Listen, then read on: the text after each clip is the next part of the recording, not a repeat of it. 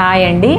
మన blouse cutting విధానంలో dots వేసే విధానం చాలామంది చిన్న తప్పు చేస్తున్నారు. చిన్న మిస్టేక్ ఏదా అని చూపిస్తాను. చిన్న చిన్న టిప్సే, కానీ మనకు అది పెద్దగా ఉపయోగపడుతుంది అన్నట్టు.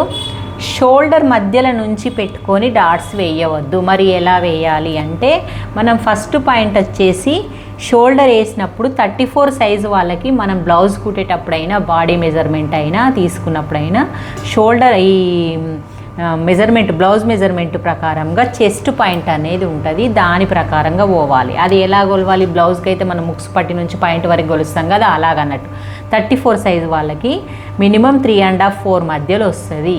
అలానే మనం తీసుకోవాలి. 4 తీసుకున్నా కొంచెం ఎక్కువ అవుతుంది. 38 వరకు 4 వస్తుంది.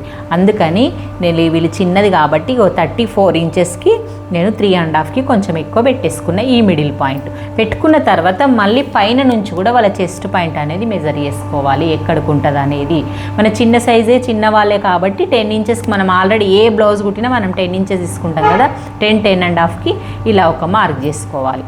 చేసుకున్న తర్వాత ఈ 2 లైన్లను కిందికి కలుపుకొని ఇది మనం డాట్ వేసుకోవాలి. చాలామంది మనకి ఇది చూసుకోకుండా ఈ షోల్డర్ మిడిల్లో చూస్తే డాట్ ఇక్కడికి వస్తుంది, మనం వేసేది మిడిల్ ఇక్కడికి వచ్చేస్తుంది. చూడండి, ఇప్పుడు ఈ డాట్స్ వేసిన ప్రకారం నువ్వు పక్కల కుట్లు వేస్తున్నావు, ఇది ఇక్కడికి వేస్తే పక్కల కుట్లకు సైడ్కి అయిపోయి డాట్స్ ఈ సైడ్ వచ్చేస్తుంది.